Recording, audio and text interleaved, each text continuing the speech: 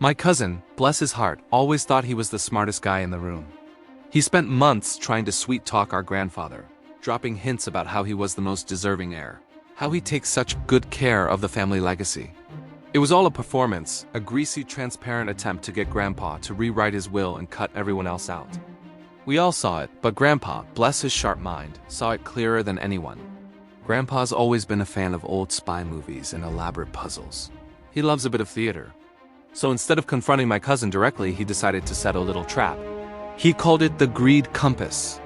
He knew my cousin's greed was his true north, the one thing that would always guide his actions. The plan was simple, but brilliant. It was designed not just to stop him, but to make him expose his own character for everyone to see. It all started with a slip of the tongue.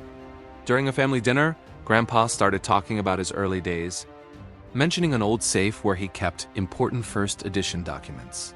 He made it sound incredibly valuable, something he'd forgotten about for years. He let my cousin overhear him telling my aunt that he'd lost the key, but he remembered drawing a map to its location somewhere. "It's probably just junk now," he said with a wink my cousin couldn't see. "But who knows what's in there?" The bait was set. My cousin's eyes lit up like a slot machine hitting the jackpot. You could practically see the dollar signs spinning. He started helping Grandpa organize his old study, a room he hadn't set foot in for a decade.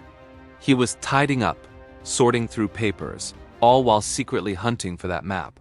Grandpa, of course, had already planted it.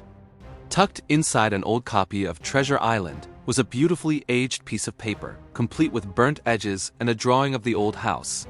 An X clearly marked a spot in the attic. This was the false treasure part of the trap. The map looked completely authentic. It led to a dusty corner of the attic, behind a loose floorboard. My cousin, thinking he'd hit the mother lode, waited for a day when he thought no one was home. He snuck up there, pried open the board, and found not a safe, but a small, locked wooden box. Inside the box wasn't another map to a treasure, but a key and a single piece of paper with a riddle. The riddle pointed to a specific rose bush in the backyard, one Grandpa had planted with my grandmother years ago. Now, my cousin is not a subtle man. He couldn't just discreetly check the rose bush. He was convinced this was the final step. He got a shovel. For 3 straight days, he was out there, digging. He told everyone he was helping Grandpa with landscaping. The neighbors must have thought he was trying to bury a body. He tore up the lawn, creating a mess of dirt and upturned sod all around that poor rose bush. We all just watched, letting him wear himself out.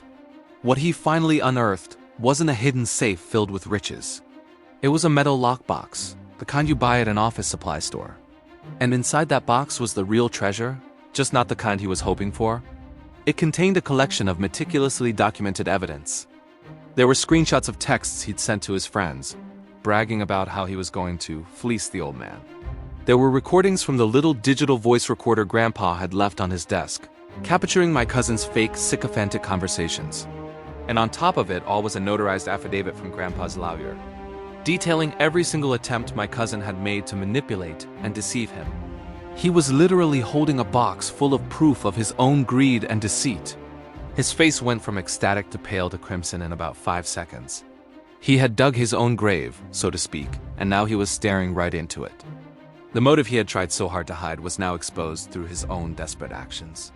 He thought he was on a treasure hunt, but he was actually the star of Grandpa's little morality play. The grand finale was the following Sunday. Grandpa called a family meeting. My cousin showed up looking like he'd seen a ghost. Grandpa calmly explained that he had recently updated his will. He looked my cousin dead in the eye and said, "I was going to leave everyone a little something, to make life a bit easier. But some people's actions show you their true heart."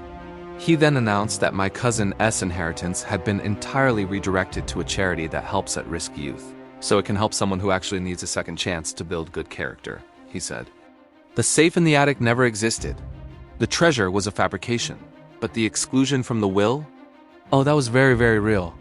My cousin spent 3 days digging for a fortune, and all he found was his own character certificate, signed, sealed, and delivered in a lockbox. He tried to play a game with a master, and he lost in the most spectacular way possible. And you know what? The backyard looks terrible, but the sense of justice is absolutely beautiful. Thanks for watching our story. It just goes to show you sometimes the best way to deal with a snake is to let it chase its own tail. If you enjoyed this, don't forget to like and subscribe for more tales of family, folly, and a little bit of creative justice. See you next time.